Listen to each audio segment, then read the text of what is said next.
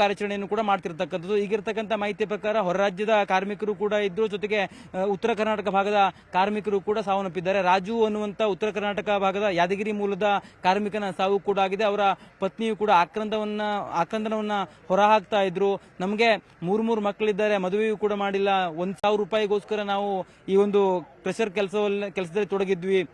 ಬೆಳಿಗ್ಗೆ 6 ಗಂಟೆಗೆ ನನ್ನ ಯಜಮಾನರು ಈ ಒಂದು ಕೆಲಸಕ್ಕೆ ಬಂದಿದ್ರು. ಈಗ ಈ ರೀತಿಯ ಘಟನೆ ಆಗಿದೆ, ಸಾವನ್ನಪ್ಪಿದ್ದಾರೆ ಅನ್ನುವಂತ ಮಾಹಿತಿಯನ್ನ ಕೊಡ್ತಾ ಇದ್ರು. ನೀವು ದೃಶ್ಯಗಳಲ್ಲಿ ಗಮನಿಸಬಹುದು. ಇನ್ನೊಂದು ಬಾಡಿಯು ಕೂಡ ಸಿಕ್ಕಿರ್ತಕ್ಕಂಥದ್ದು. ಅವರನ್ನ ಸ್ಟ್ರಕ್ಚರ್ ಮೂಲಕವಾಗಿ ತರುವಂತ ಕೆಲಸವನ್ನ ರಕ್ಷಣಾ ಸಿಬ್ಬಂದಿಗಳು ಮಾಡ್ತಾ ಇದ್ದಾರೆ. ದೃಶ್ಯಗಳಲ್ಲಿ ಏನು ಗಮನಿಸ್ತಾ ಇದ್ದಾರೆ. ಈಗ ಇನ್ನೇನು ಆ ಆಂಬುಲೆನ್ಸ್ ನ ಬಳಿ ಅವ್ರನ್ನ ಕರೆದುಕೊಂಡು ಬರ್ತಿರ್ತಕ್ಕಂಥ ದೃಶ್ಯಗಳು. ಒಂದೊಂದಾಗಿಯೇ ಕಾರ್ಮಿಕರ ಮೃತದೇಹವನ್ನ ಹೊರತೆಗೆಯುವ ಕೆಲಸವೂ ಕೂಡ ನಡೀತಾ ಇದೆ. ಪೊಲೀಸರ ಒಂದು ಉಸ್ತುವಾರಿಯಲ್ಲಿ ಈ ಒಂದು ಕಾರ್ಯಾಚರಣೆ ನಡೀತಾ ಇರತಕ್ಕಂಥದ್ದು. ಅಂದ್ರೆ ಈ ಒಂದು ಹಿಟಾಚಿಯನ್ನು ಬಳಸಿ ಮೇಲಿಂದ ಬಿದ್ದಂತಹ ಬಂಡೆಗಳನ್ನ ತೆರವು ಮಾಡಿ ಅಲ್ಲಿ ಕಾರ್ಮಿಕರನ್ನ ಅಡಿಗೆ ಸಿಲುಕಿರ್ತಕ್ಕಂಥ ಕಾರ್ಮಿಕರ ಶವವನ್ನ ಹೊರತೆಗಿಬೇಕಾದಂತಹ ಒಂದು ಪರಿಸ್ಥಿತಿ ಇದೆ. ನೀವು ದೃಶ್ಯಗಳಲ್ಲಿ ಗಮನಿಸ್ತಾ ಇದ್ದಾರೆ. ಈಗಾಗಲೇ ಆಂಬ್ಯುಲೆನ್ಸ್ಗೆ ಮೃತದೇಹವನ್ನ ಶಿಫ್ಟ್ ಮಾಡಿರ್ತಕ್ಕಂಥ ದೃಶ್ಯಗಳು. ಅಂದ್ರೆ ಇಲ್ಲಿ ಇನ್ನೂ ಆ ಒಂದು ಬಂಡೆಯ ಅಡಿಭಾಗದಲ್ಲಿ ಇನ್ನಷ್ಟು ಕಾರ್ಮಿಕರ ಮೃತದೇಹವು ಕೂಡ ಉಳ್ಕೊಂಡಿದೆ. ಅವರನ್ನ ತೆಗೆಯುವಂತ ಕೆಲಸವೂ ಕೂಡ ನಡೀತಾ ಇದೆ. ಇದರ ಜೊತೆಗೆ ಇಲ್ಲಿ ಯಾರು ನಿರ್ಲಕ್ಷ್ಯ ವಹಿಸಿದ್ದಾರೆ ಅವರ ಬಗ್ಗೆಯೂ ಕೂಡ ಒಂದಿಷ್ಟು ಮಾಹಿತಿಯನ್ನ ಪೊಲೀಸರು ಕಲೆ ಹಾಕ್ತಿದ್ದಾರೆ. ಭೂ ಮತ್ತು ಗಣಿ ವಿಜ್ಞಾನ ಇಲಾಖೆ ಅಧಿಕಾರಿಗಳು ಕೂಡ ಬೀಡು ಬಿಟ್ಟಿದ್ದಾರೆ. ಅವರು ಕೂಡ ಸ್ಥಳದಲ್ಲಿ ಪರಿಶೀಲನೆ ಮಾಡ್ತಿರ್ತಕ್ಕಂಥದ್ದು.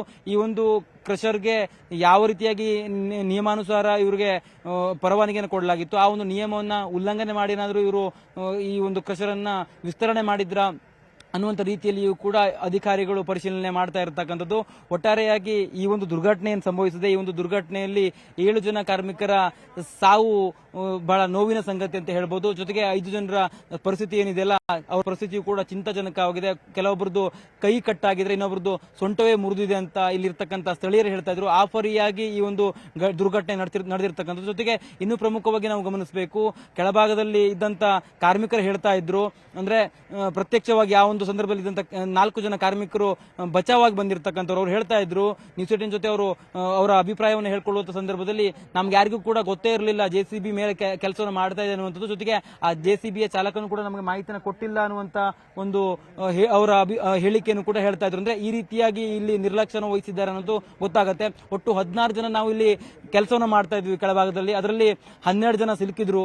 ನಾವು 4 ಜನ ಅಲ್ಲಿಂದ ತಕ್ಷಣಕ್ಕೆ ಹೊರ ಬಂದ್ಬಿಟ್ವಿ. ಹಾಗಾಗಿ ನಾವು ಬದುಕುಳಿದ್ದೇವೆ ಅನ್ನುವಂತ ಮಾತನ್ನ ಹೇಳ್ಕೊಳ್ತಾ ಇದ್ರು. ಆ 12 ಜನರಲ್ಲಿ 7 ಜನರ ಸಾವಾಗಿದೆ. ಹಾಗೆ 5 ಜನರನ್ನ ಈಗಾಗಲೇ ಆಸ್ಪತ್ರೆಗೆ ಶಿಫ್ಟ್ ಕೂಡ ಮಾಡಲಾಗಿದೆ. ಅವರಲ್ಲಿಯೂ ಕೂಡ ಕೆಲವರು ಪ್ರಾಣ ಕಳೆದುಕೊಳ್ಳುವಂತ ಸಾಧ್ಯತೆ ಇದೆ ಅನ್ನುವಂಥದ್ದನ್ನ ಅಲ್ಲಿ ಕೆಲಸ ಮಾಡಿರ್ತಕ್ಕಂಥ ಕಾರ್ಮಿಕರು ಮತ್ತು ಅವರು ಗಾಯಾಳುಗಳಾದಂತಹ ಸಂದರ್ಭದಲ್ಲಿ ನೋಡಿರ್ತಕ್ಕಂಥವ್ರು ಹೇಳ್ತಾ ಇರ್ತಕ್ಕಂಥದ್ದು. ಅಂದ್ರೆ ಈ ಪರಿಯಾಗಿ ಇಲ್ಲಿ ಇಷ್ಟೊಂದು ಪ್ರಮಾಣದಲ್ಲಿ ದುರ್ಘಟನೆ ಸಂಭವಿಸಿದೆ. ನೀವು ಪೊಲೀಸ್ ಅಧಿಕಾರಿಗಳು ಅಲ್ಲಿ ಏನು ಗಮನಿಸ್ತಾ ಇದ್ದೀರಲ್ಲ, ಆ ಪೊಲೀಸ್ ಅಧಿಕಾರಿಗಳು ಸ್ಥಳದಲ್ಲಿರ್ತಕ್ಕಂಥ 4 ಜನ ಬಚಾವಾಗಿ ಬಂದಿರುವಂತ ಕಾರ್ಮಿಕರೇನಿದ್ದಾರೆ ಅವರನ್ನ ಮಾತನಾಡಿಸುವಂತ ಕೆಲಸವನ್ನು ಮಾಡ್ತಾರೆ. ದೃಶ್ಯಗಳಲ್ಲಿ ಗಮನಿಸ್ತಾ ಇದ್ದೀರಲ್ಲ, ಅದು ಅವರ ಪೊಲೀಸ್ ಅಧಿಕಾರಿಯ ಜೊತೆ ಇರುವಂತಹ ಕೆಂಪು ಮತ್ತು ಬಿಳಿ ಬಣ್ಣದ ಬಟ್ಟೆಯನ್ನು ಧರಿಸಿರ್ತಕ್ಕಂಥ ಕಾರ್ಮಿಕರೇನಿದ್ದಾರೆ ಅವರಿಬ್ಬರು ಕೂಡ ಆ ಒಂದು ಘಟನೆ ನಡೆದಂತ ಸಂದರ್ಭದಲ್ಲಿ ಇದ್ದಂತವರಾಗಿತ್ತು. ಅವರಿಬ್ಬರನ್ನ ಈಗ ಪೊಲೀಸರು ಮಾತನಾಡಿಸುವ ಕೆಲಸವನ್ನು ಮಾಡ್ತಾರೆ. ನಮಗೆ ಆ ಒಂದು ಸ್ಥಳಕ್ಕೆ ಪರವಾನಗಿ ಕೂಡ ಇಲ್ಲ ಹೋಗೋದಕ್ಕೆ. ಆ ಕಾರಣಕ್ಕಾಗಿ ದೂರದಿಂದ ದೃಶ್ಯಗಳಲ್ಲಿ ತೋರಿಸ್ತಾ ಇದ್ದೀವಿ.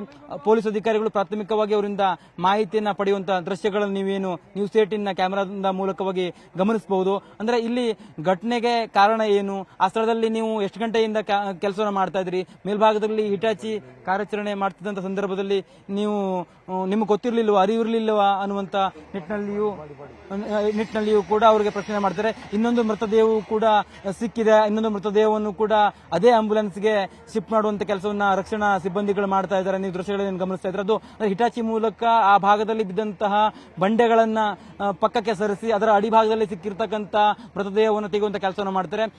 ನಿರ್ಭೀತ, ನಿಷ್ಪಕ್ಷಪಾತ, ವಿಶ್ವಾಸಾರ್ಹ ಸುದ್ದಿಗಳಿಗೆ ಮತ್ತೊಂದು ಹೆಸರಾಗಿರುವ ನ್ಯೂಸ್ 18 ಕನ್ನಡ ಈಗ ಆಪ್ನಲ್ಲೂ ಲಭ್ಯವಿದೆ.